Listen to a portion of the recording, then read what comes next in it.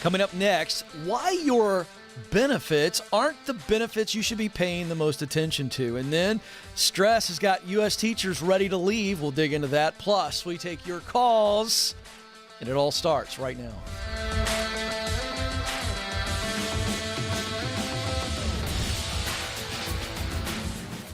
All right, welcome to the Ken Coleman Show, coming to you live from our Ramsey Solutions studios in Nashville.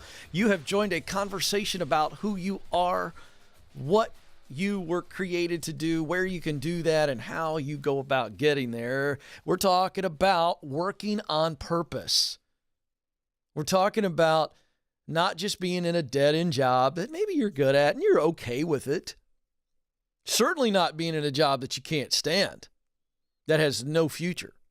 We're talking about using what you do best, your talent to do work you love, your passion to produce results that matter to you, your mission, and making the income you need and the impact you want in one job, and having a ladder to where you could keep growing and progressing and step into that dream job to truly work like no one else. This is what we talk about. 844-747-2577 is the number. 844-747-2577. Nathan, I've got the camera view I'm looking at is highly distracting to me. It feels like it's on this camera, but I'm looking at me. So the ADHD is driving me bananas.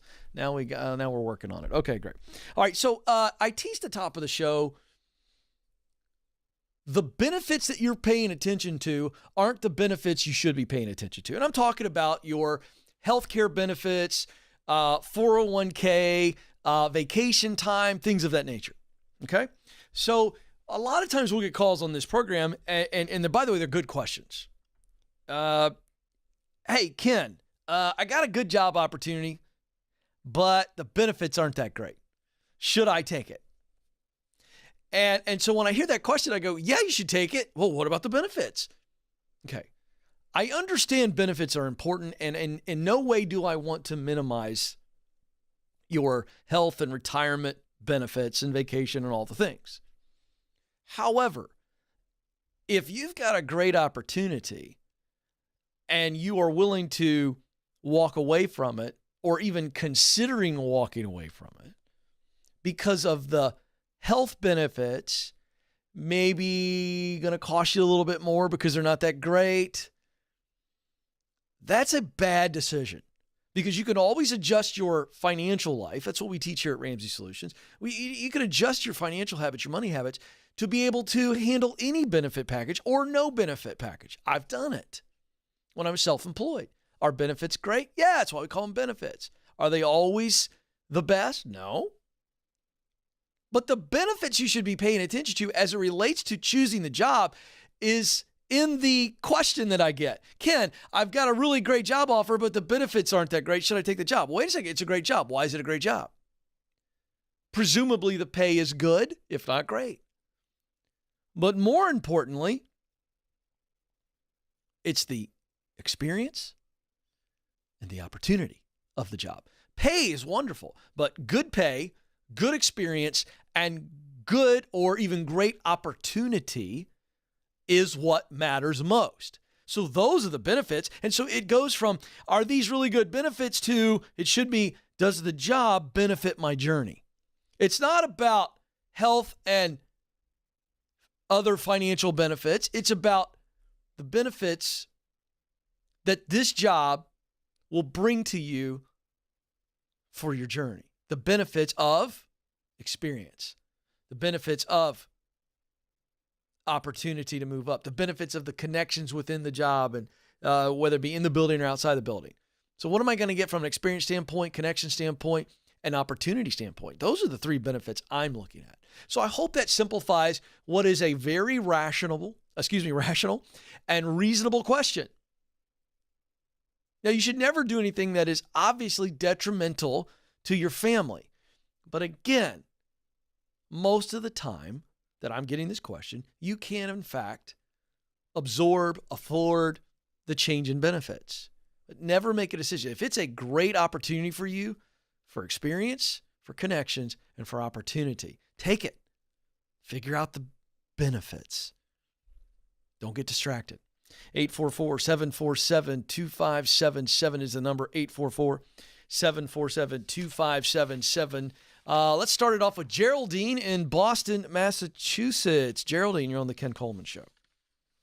Good afternoon. Thank you for taking my call, Ken. You bet. How can I help?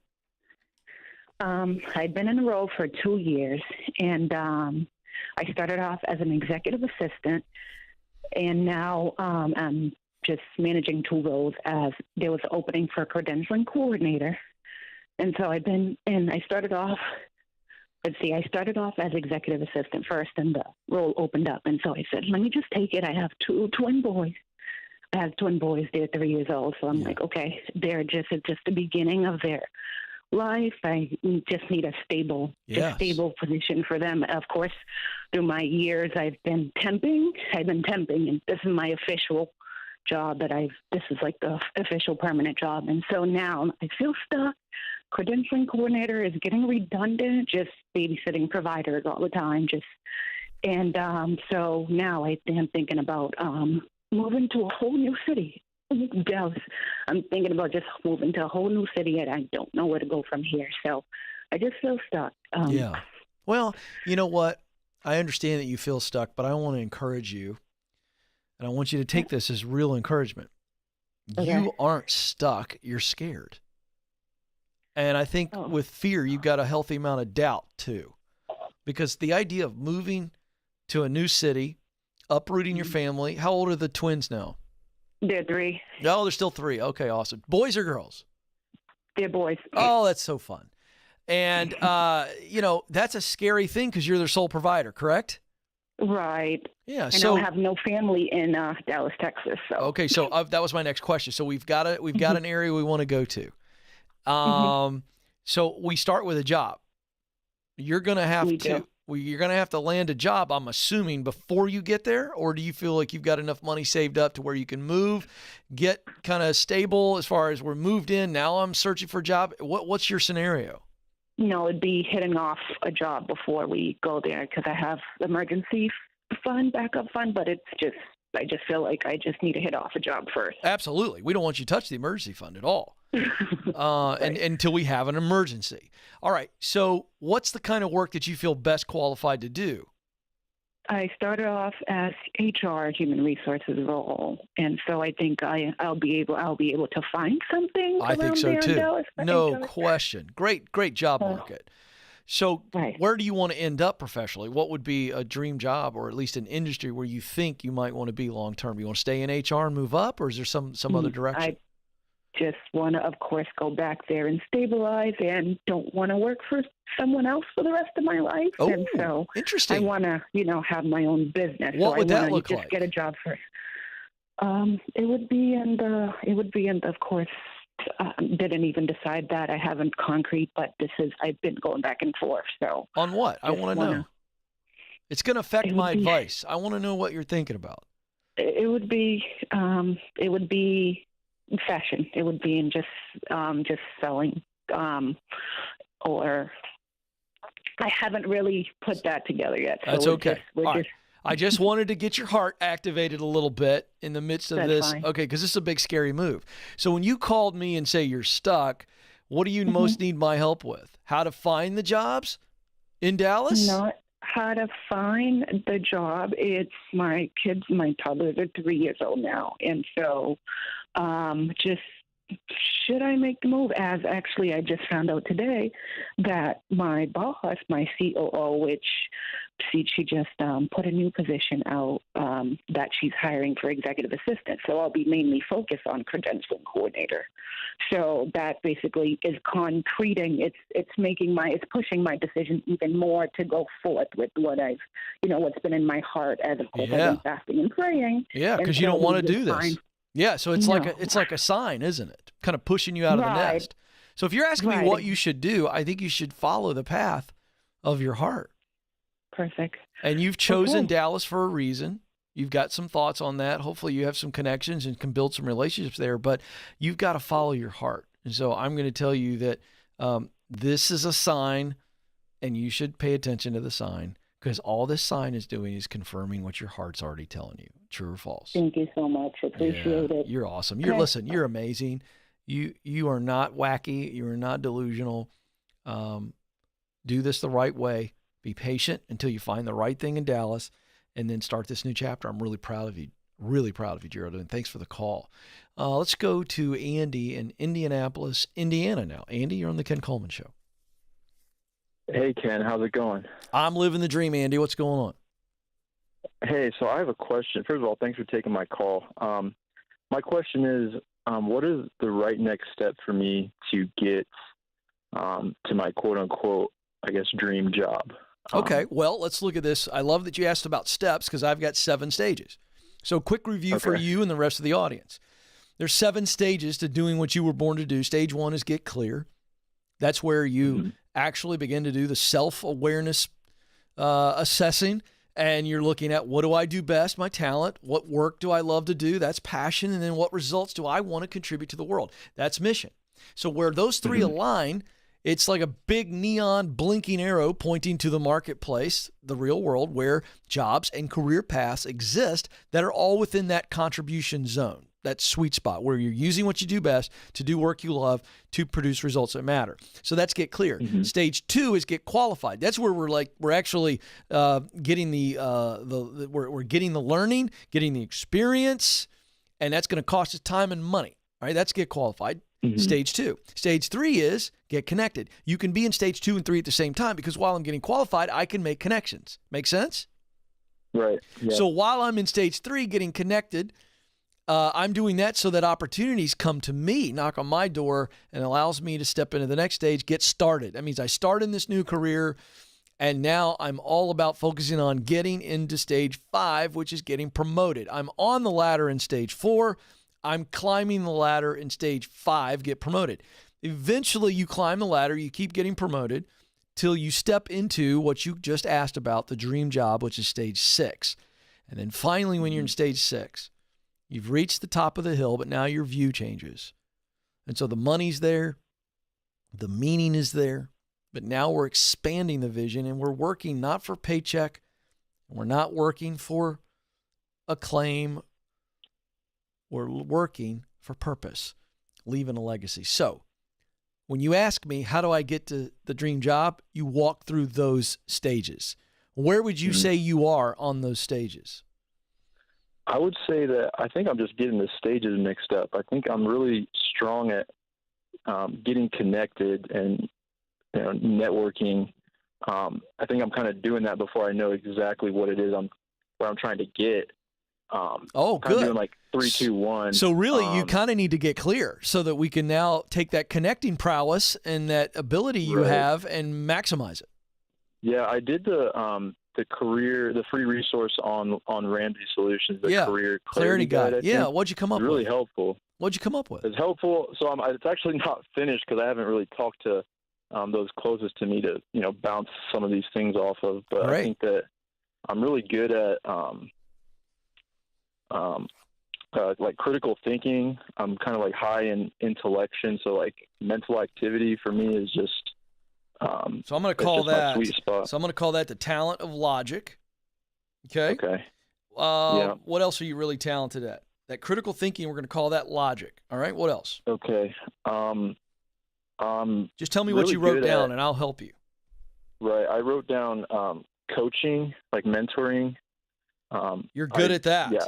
Okay. So let's call that. So there's 2 talents that fit together there: communication and connection. You see the difference? Right. One is the ability to speak and formulate thought. It doesn't mean public speaker, but you just have verbal talent. But connection, boy, that's next level. That's where people trust you because they like you. And I think you probably have those 2 talents, yes? Yeah. All right. Anything else? What else did you write down? I also wrote down working with people. I worked in ministry immediately after college, just ended last year. And I don't know, I'm like working with people is something that I feel like I have a knack for. And also just like planning and strategy. My degree's in urban planning. I just kind of Oh, interesting. I don't know. It's just okay. like, No, I just get it. what I do. So I'm going to say that's the talent of organization. Oh, okay. You get that? Yeah, just don't look at my bedroom, I guess. But Yeah, but that's not what I'm talking about. I'm not talking Yeah. about, when I say organization, you're great at organizing thoughts. Right. Correct? Okay. Yeah. I would say so. Or we could say inspection. Now I'm thinking high level here. These are buckets Yeah. of talent. Maybe it's inspection, that ability to analyze, right? Mm-hmm. Is that more like you? Yeah. Yeah. I would All say right. so. So let's drop organization and say inspection. You have the talent of looking at things, diving deep, analyzing, doing something with it. True or false? True. All right, great. What'd you write down for passion? Work you love. That's something that's changed a bit. I really like working with things. I mean, I said I got my degree in urban planning. I wanted to be an architect since I could talk. Went to architecture school. Yeah. Worked in construction since leaving ministry in COVID.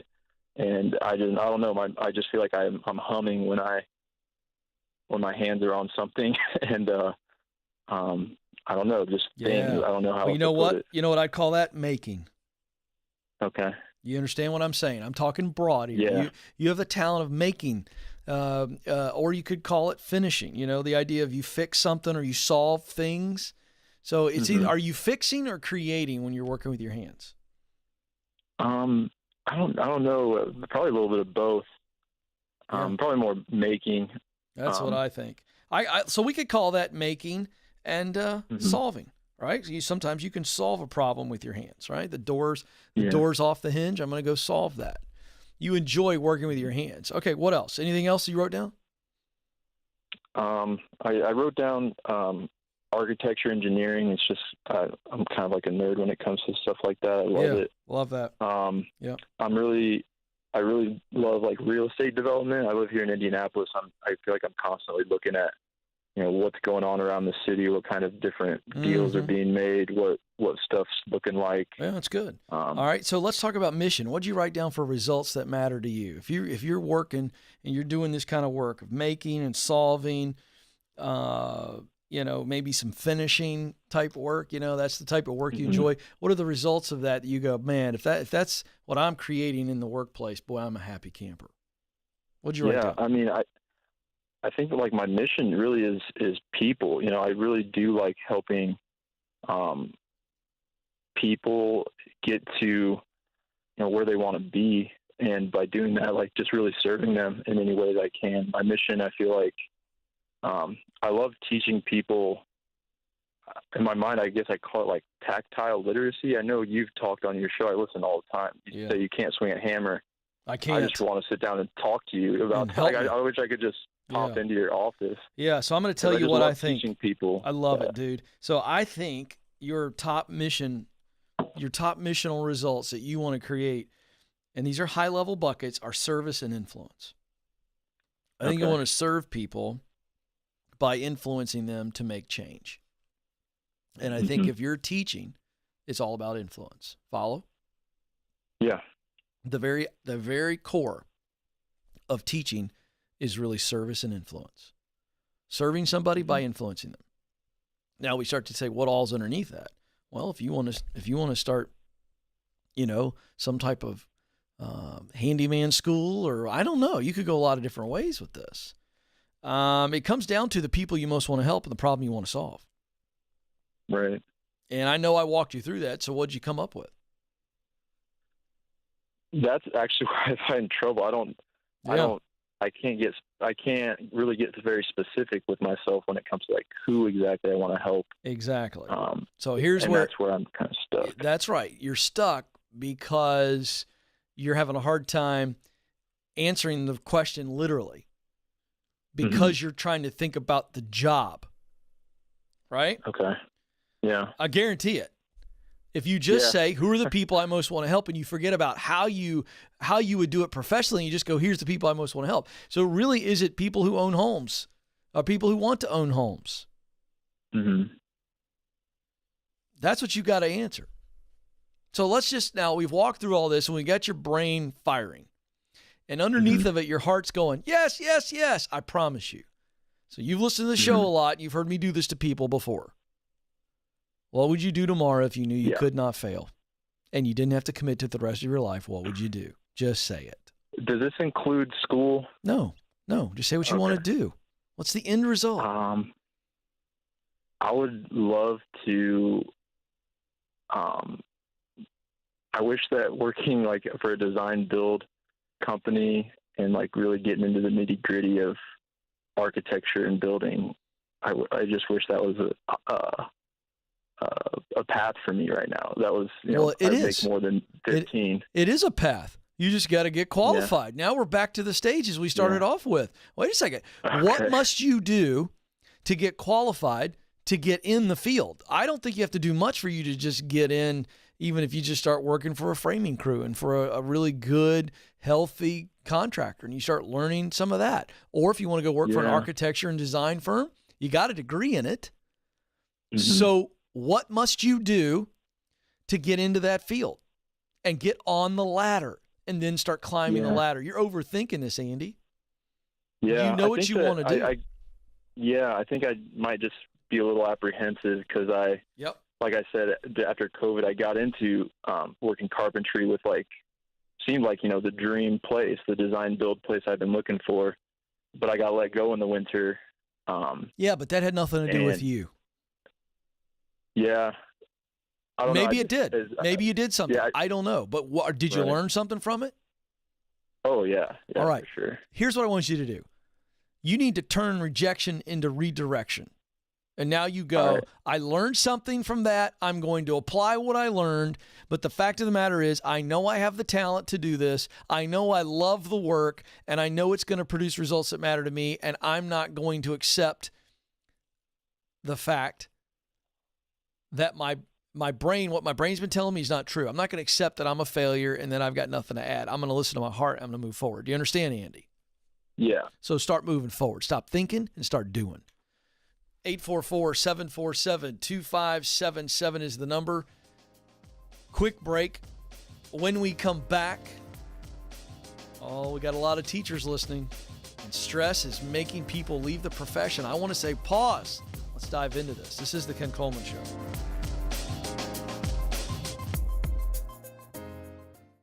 Our world is changing, but so are we. Now, we see a smile through someone's eyes. We conquer our struggles and cherish each moment because we are shielded through faith and assured by hope. And greatest of all, we love. The world is different, but so are we.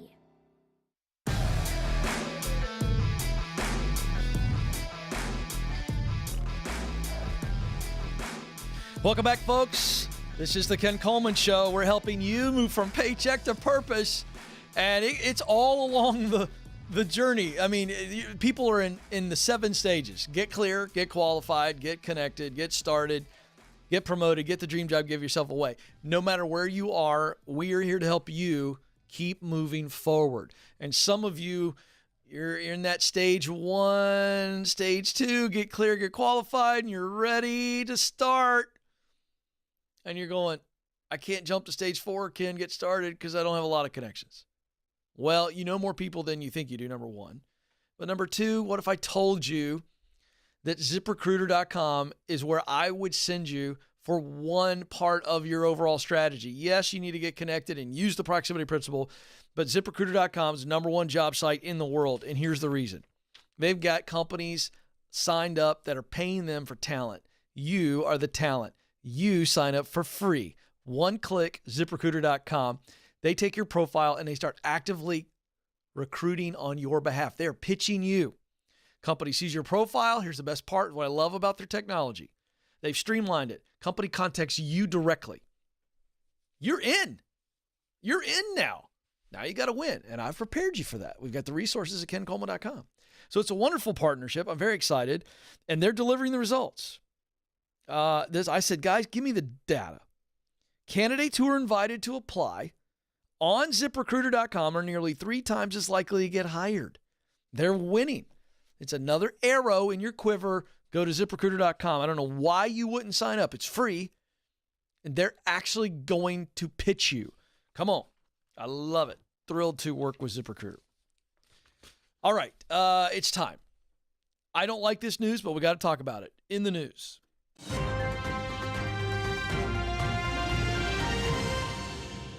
U.S. News and World Report headline, stress has many U.S. teachers leaving the profession. New survey suggests that the pandemic could be driving even more teachers from this profession. Teacher stress was already a big issue. This is not a new topic. And we were getting these calls on a regular basis prior to COVID. Hey, Ken, I'm burned out. I used to love teaching. I don't love it anymore. Help. Got these calls all the time. But now, Rand Corp and Elizabeth Steiner have done a new study. And they found that nearly 1 in 4 public school teachers may leave their job by the end of this school year. That's up from 1 in 6. They also found that teachers were nearly 2 times more likely to say they had a frequent job-related stress incident and nearly 3 times more likely to report symptoms of depression. Wow. This is compared to working adults in the general working population. So 2 times more likely than the average worker to say they've got job-related stress, 3 times more likely than the average worker to have symptoms of depression. So what does this mean? It means you're going to have a shortage of teachers. Now, I know we're training teachers and new teachers are going to hit, but this is a real problem because of their vital role in teaching our children. This ought to be a wake-up call to legislators, governors, senators, congressmen. I'm telling you, this is a problem. The system is broken, not the teachers.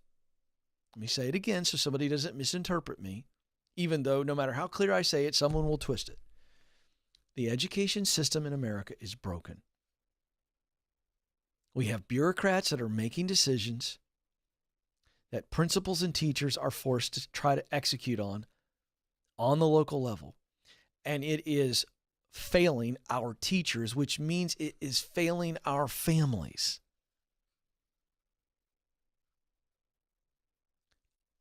I'll be honest with you.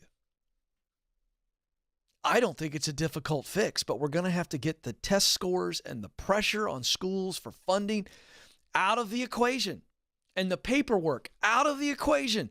This isn't my opinion. This is what teachers are telling me on social media and telling me on the phone when they call into the program. Let's make it about teaching kids and caring for kids, and that's it. With all those federal dollars, come up with somebody else to do all that freaking paperwork.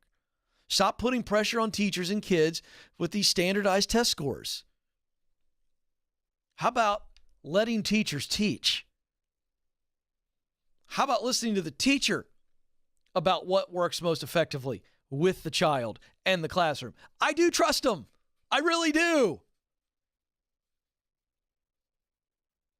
And by the way, if you're out there watching this and you kind of go, oh, Ken, you're old fuddy-duddy and you're out of touch and you're this and that and that, why don't you actually go talk to teachers?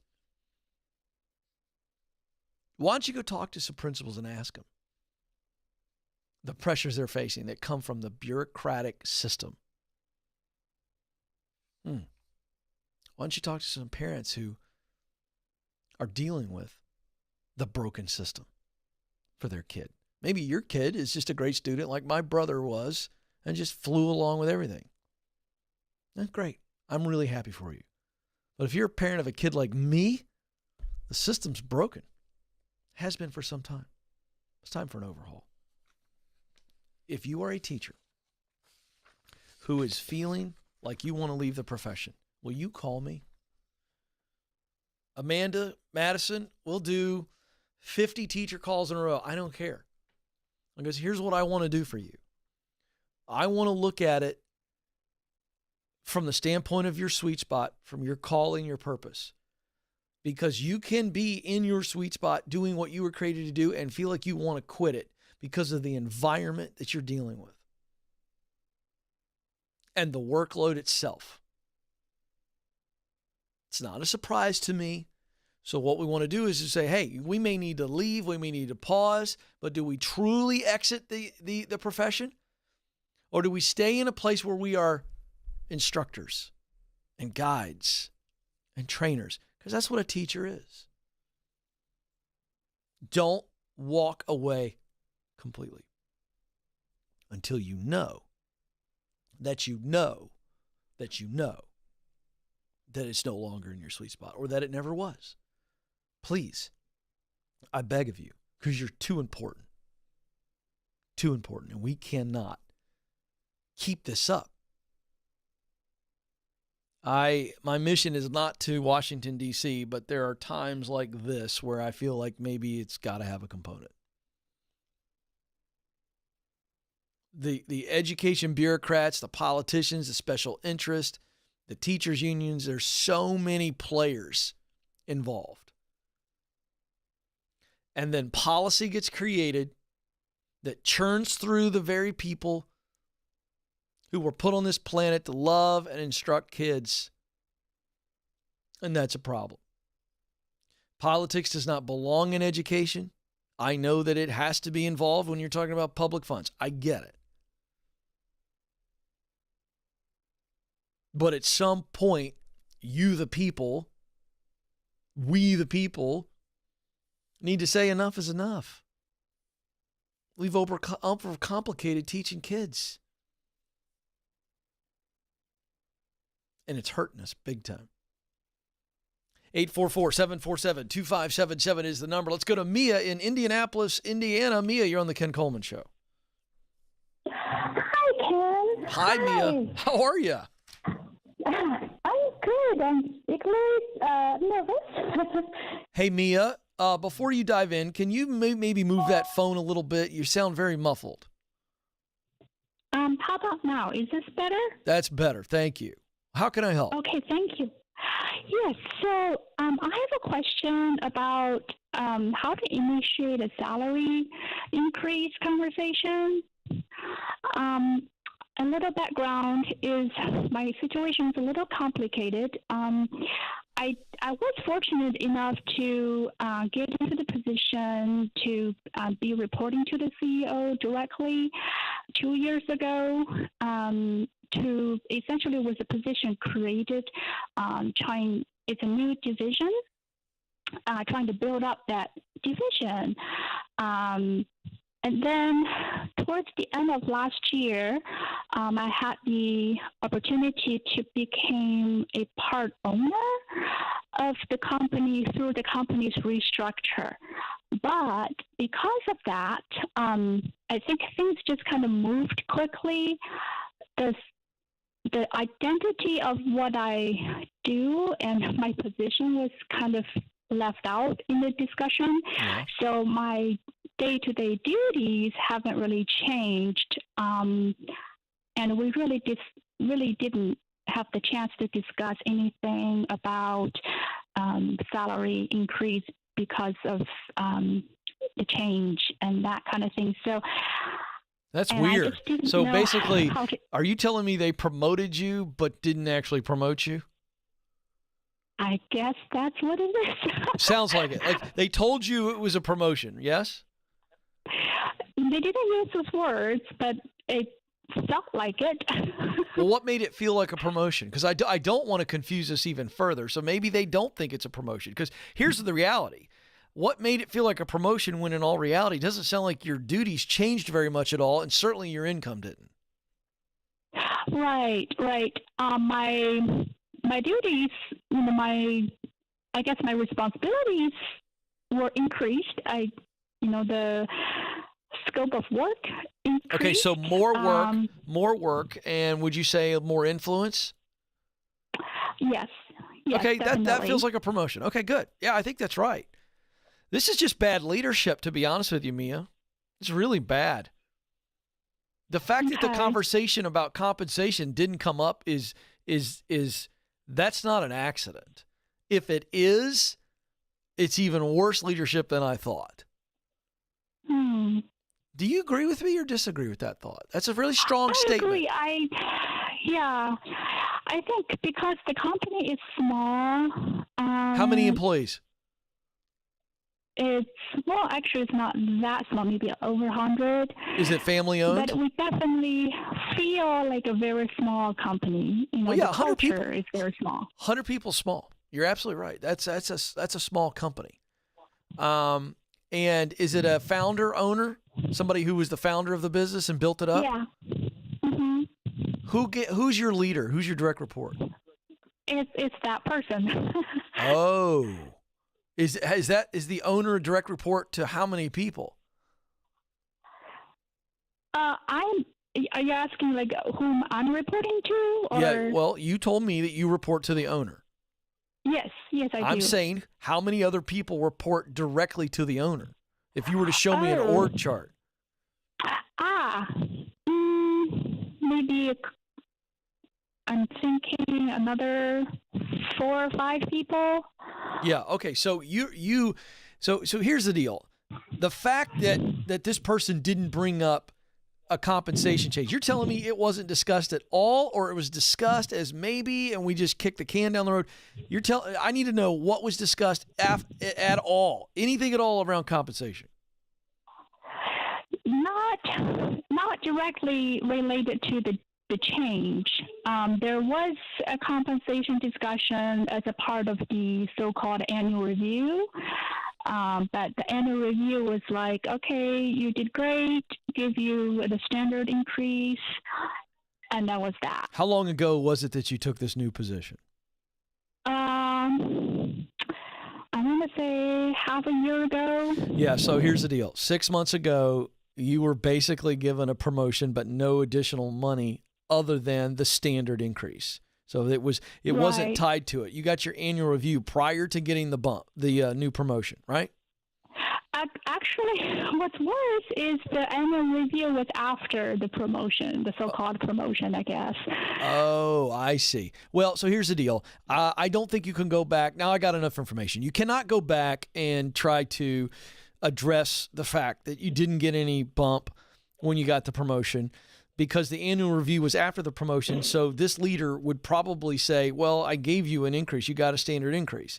And so it kind of puts you in a position where you're trying to play tennis and there's no ball on the court, right? It's like, okay, you can't do anything with that. Now, so this is what I teach in general.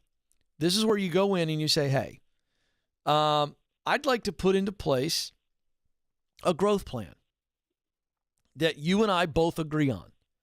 Things that I can add to my toolkit. What are some skills, some maybe certifications, qualifications, actual skills in the office that I can add to my plate, add to my tool belt that'll make me more valuable.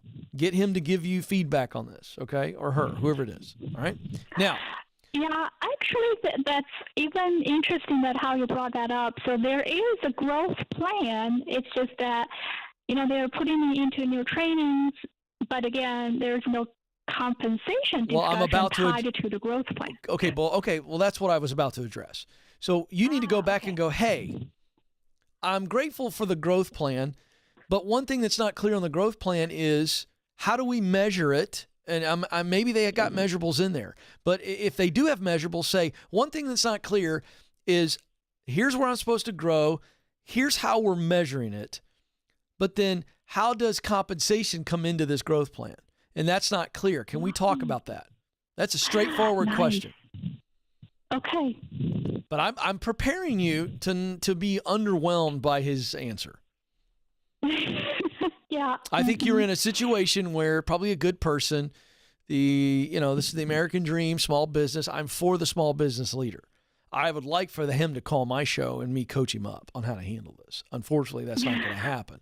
So you asked for the growth plan clarification. What's the compensation in the growth plan? How are we measuring it? Are there clear measurables? I guess it's not really clear. I don't think so. So two parts. How are we measuring my growth? Like day in, day out, I'm winning on the job. How do we measure that? And then how do we tie compensation? Because I want to grow in this company, but I also want to grow my income. And so I need measurables and I need compensation tied to that. And if he kicks that can down the road and doesn't really answer it and puts it off, there's your sign that eventually you need to leave and go find something else where you're going to have a ladder.